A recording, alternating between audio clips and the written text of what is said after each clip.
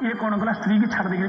से करू मो बास्ता मु देखी आउ ए ब्राह्मण जो छाड़ देगी पड़ेगा ये ब्राह्मणी स्त्री कौन कला एकुटिया रहा घरे परपुरुष सहित सब लंपट स्वभाव कला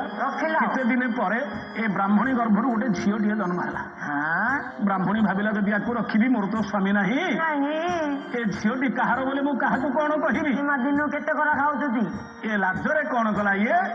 झीटी की नेला शमशान भूमि फिंगीदेला मशाणी फिंगी कौन कला ये चलीला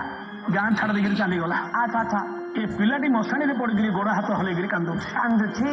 रात्र अर्थ से समय गोटे बिलुआ बुलुची कौन खाद्य की मांस मिले खाई देखला गोटे छोटिया सन्तान नवजात कन्या टे पड़ी भाविला जहा मधुमांस आज कौलिया मांस टे मिल केते दिन मिली आज छाड़बार ना पेट पुरी खाईदेवी सहज मांसासी प्राणी किंतु से पिला पाखे जमी पहुंचला देखला पिलाटा बंची जदि मरी जाता खाई पशु हेले मत तार मन भर धर्म भाव आसला मारिबी गोटे मला पिलाटा थे खाई बंची कहीं मारि ए बिलुआ ताकू मारिलानी ए मशाणी झीटी आनिक गात भीतर रखी पाड़ा झीटी बड़ है झीटी जी बड़ है बिलुआ गातटा को से बड़ कला झीटा जदि बड़ है गातटा से बड़ ना पिलाटा रही कि एणुक ए जो झील आस्ते आस्ते तार युवती समय है युवती समय है दिने गातरू बाहर स्नान कला खरारे बसिक बाल सुखौ से राज्यर रजा जाइए मृगया जमी रजा देखिले निघंच जंगल रजार किसी ना गोटे सुंदरी कन्याटी अच्छे रजा को जमी देखीदेला झीटा गात भितर जाकर लुचिगला रजा ए समय कौन कले चारिआडे सैन्य सामंत लगे खोजिले देखिले ना देखिले ना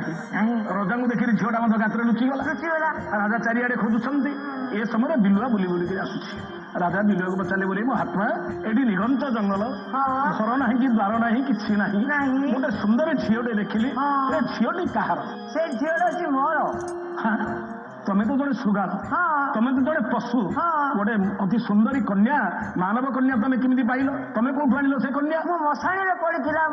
मुझे झील कर किए मशाणी फिंगी देता से झीटी आनी तमें पाली अच्छा जदि से झील तुम गोटे कम कर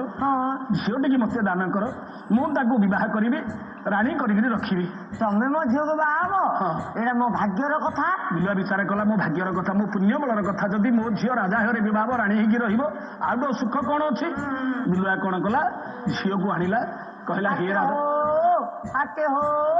झील आ गात मारी पड़े तो भाई रजा होता ठीक अच्छे रजा होता ये कौन कले राजा को लेकर दान कर बिलुआ कहला बोला हे महाराज तुमको तो मुझे झील दान कली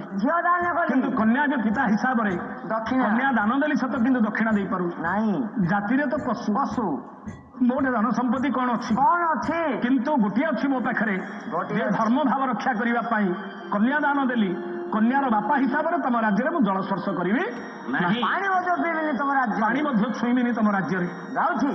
राज्य छाड़ी जावाक बाहर जा समय बाटर कौन हो तार मृत्यु होगला बिलुआ से मरीगला परजन्म बिलुआ तार शरीर थी बिलुआ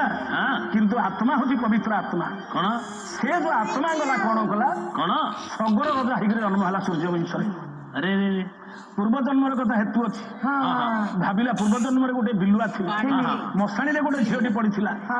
आनिक दान कली रजा घर जन्म है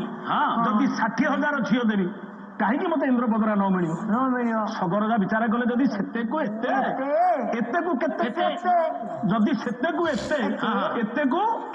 जदि गोटे झील देली जदि रजा घर जन्म है बिलुआ जन्म जन्म चक्र में पड़ी पड़ी केते जन्म आसी था पुणी सूर्यवंश सगर रजा हो जन्म हली आउ थे गोटे झील देले जदि एत पुण्य अच्छी 60,000 झील जदि देदेवी कहीं मत इंद्रपदरा न मिल ना नहीं अरे अवलोकरा आज झीटी हेले मन दुख करुछ ना नहीं झीटी हेले समस्ते मन दुख करुछे किंतु लक्ष्य कलु कन्यादान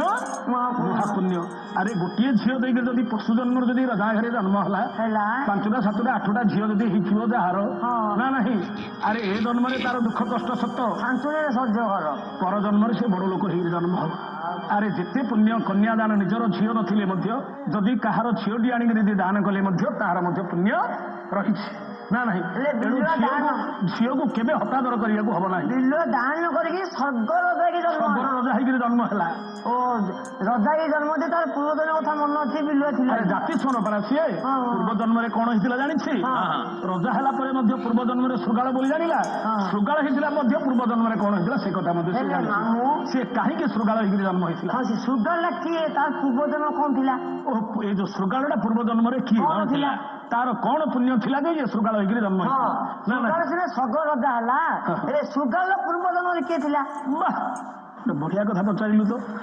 ଏ ଶୃଗାଳର କେମିତି ଜାତି ତାର ପୂର୍ବ ଜନ୍ମଟା କଣ ଏମିତି ପୁଣ୍ୟ ଥିଲା ଯେ କଣ ଥିଲା ଯେ ସ୍ୱର୍ଗ ନା, ରଜା ହେଇକି ଜନ୍ମ ହେଲା? ସେହି ପ୍ରଭୁ ରଘୁନାଥ ଠାକୁର ଆଜି ସମସ୍ତଙ୍କର ମଙ୍ଗଳ ବିଧାନ କରିଥାନ୍ତୁ। ସମ୍ମୁଖ ଭାଗରେ ବସିଥିବା ଅଗଣିତ ଦର୍ଶକ